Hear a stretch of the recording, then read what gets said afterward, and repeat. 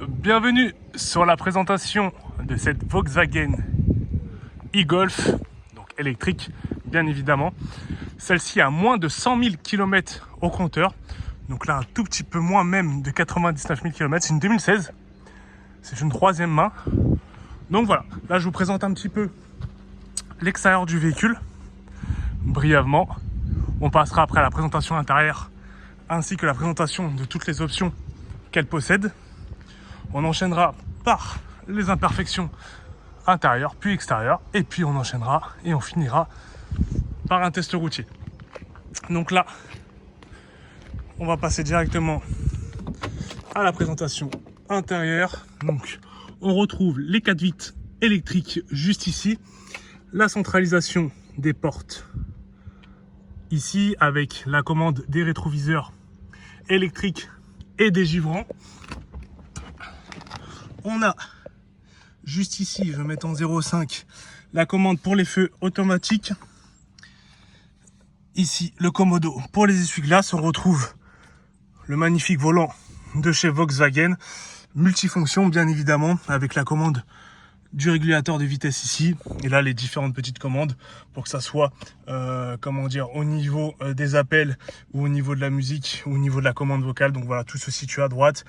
Ici pour le, comment dire, pour le limitateur régulateur de vitesse juste ici. Donc voilà un petit peu comment ça se présente. Là on a l'écran, hop, je vais démarrer directement le véhicule pour que vous puissiez voir. Donc voilà comment il se présente avec les différents boutons physiques que vous retrouvez à gauche et à droite, que ça soit pour le GPS, pour la radio, pour le Bluetooth, etc. Donc là, hop. Ici, les deux prises, donc que ça soit auxiliaire ou USB qui se trouve juste là. La climatisation, je vais arriver, automatique, présente juste là. On retrouve le frein de parking électrique ici et le auto hold juste là. Moi personnellement, je préfère pas l'activer, c'est un petit peu chiant. Je préfère, comment dire, relâcher la pédale et que le véhicule part tout seul au lieu d'accélérer. Donc voilà un petit peu pour les options du véhicule. Là, on va passer directement un petit peu aux imperfections avec l'état des sièges. Donc là, on voit, ça a été pas mal usé sur les sièges tissus juste ici. Sinon, à part ça, dans sa globalité, très honnêtement,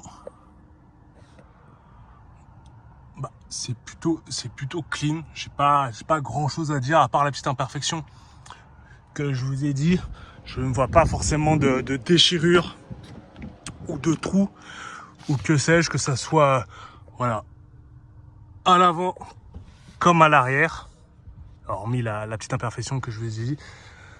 Mais voilà, là uniquement un petit peu, voilà, vous avez quelques taches qui sont un petit peu incrustées, mais à part ça, j'ai pas grand chose à déplorer. Là au niveau du tissu, je sais pas ce qui a été fait. Voilà, ça a été a priori griffé, ou je sais pas, certainement. Je pense pas que ça soit un animal non plus, ça serait très étrange. Là, j'avais pas vu la petite imperfection, mais vous avez une petite espèce de quelque chose qui a coulé à ce niveau.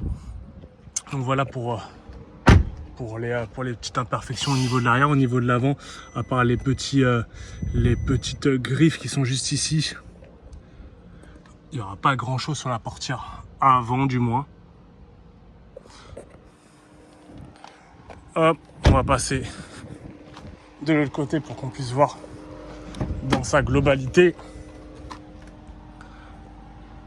Au niveau de la portière arrière, rien à signaler.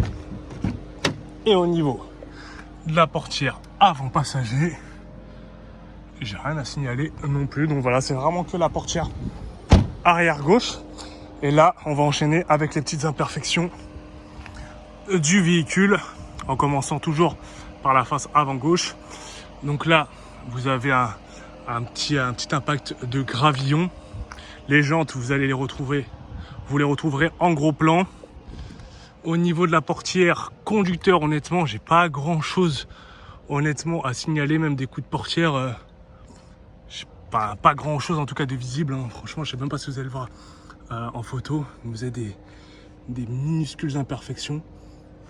Là un tout petit peu plus, je pense que ça va se voir un petit peu ici, mais sinon franchement c'est très léger, hein. honnêtement, on se retire de 50 cm et on voit déjà plus rien. Je vais en profiter pour regarder le châssis, s'il n'y a pas quelque chose d'anormal. Personnellement, je vois pas grand chose. Hop, sur le côté gauche, au niveau du toit, je regarde aussi, mais en tout cas, à part quelques saletés, là, je sais pas ce que c'est, vous avez plein de petits points noirs. Je pense que c'est de la saleté qui est bien incrustée. Ça m'étonnerait que ça soit des défauts de carrosserie, tout ça. En tout cas, il n'y a pas de POC, c'est pas grêlé. Donc à ce niveau-là, au niveau du toit, bon là, je pensais que c'était une petite éraflure, mais pas du tout. Bon, très honnêtement, dans sa globalité, le véhicule est vraiment propre. Bon, pas propre au sens terme parce que voilà, vous avez un petit peu de saleté et de résidus sur le véhicule, mais très honnêtement, en termes de carrosserie, en termes d'imperfection, j'ai pas grand chose à signaler. Écoutez, hein, je cherche en même temps que vous, à part les jaunes que j'avais mis en gros plan, donc vous retrouverez les différents défauts qu'elle peut avoir, mais là je cherche des petites imperfections. Là, vous allez en avoir encore au niveau du bas de la portière, mais les rétros dans un excellent état aussi. Franchement, je vais finir par la face avant gauche et puis le capot. Donc là peut-être voilà des légers comment dire, pertes de vernis à ce niveau là, mais sinon même le capot généralement vous avez plein de comment dire, plein d'impacts de gravillon, mais là c'est vraiment pas du tout le cas. Et on se retrouve tout de suite pour le test routier. On se retrouve pour le test routier de cette Volkswagen Golf, donc e-Golf en version électrique avec moins de 100 000 km. Donc là, je vais démarrer directement le véhicule. Parfait, j'enlève le frein de parking électrique, je mets le véhicule en boîte D et puis on est parti. Donc voilà, le test routier comme pour habitude, hein, vous savez, ça nous permet de voir s'il y a des bruits suspects. Voilà, si au niveau du parallélisme, au niveau de la géométrie ou que sais-je, voilà, il y a des soucis au niveau du freinage aussi. Donc voilà, c'est pour ça qu'on effectue un test routier, pour qu'il n'y ait pas de surprise à la fin. Donc voilà, on se retrouve après le feu. Voilà, je préfère le cut parce que sinon ça vous laisse attendre pour rien pendant quelques minutes.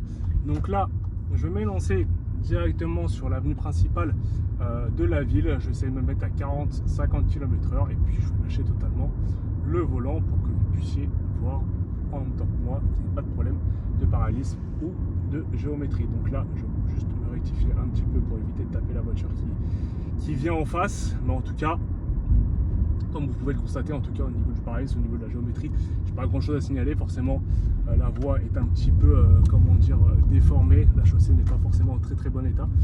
Mais bon, en tout cas, le véhicule ne tire pas vers la droite ni vers la gauche. Là, je vais me taire totalement au passage des Dodanes.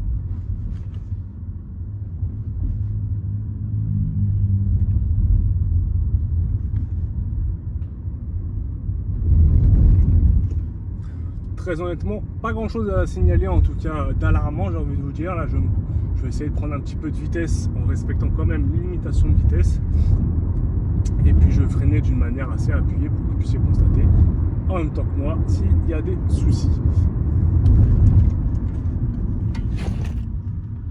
Bon, voilà, à part les petites affaires qu'on a dû voler dans le coffre, très honnêtement, j'ai pas grand chose à signaler, en tout cas pas de bruit suspect. Le véhicule freine très bien. Madame au téléphone, forcément vous voyez pas les véhicules qui viennent. On va voir un petit peu ce que la e-Golf a dans le ventre. J'ai un petit peu appuyé. Bon, forcément il y a un véhicule qui me précède, ça va être un peu compliqué. Il y a un véhicule derrière moi aussi, donc bon, que ça soit pour tester l'embrayage ou pour un peu tester le couple, ça va être un peu compliqué dans ces conditions. En tout cas, de toute façon, tout a été fait au préalable. Il y a vraiment rien à signaler sur le véhicule. De toute façon, tout l'entretien, tout l'historique en constate, hein, ça a toujours été entretenu en temps et en heure.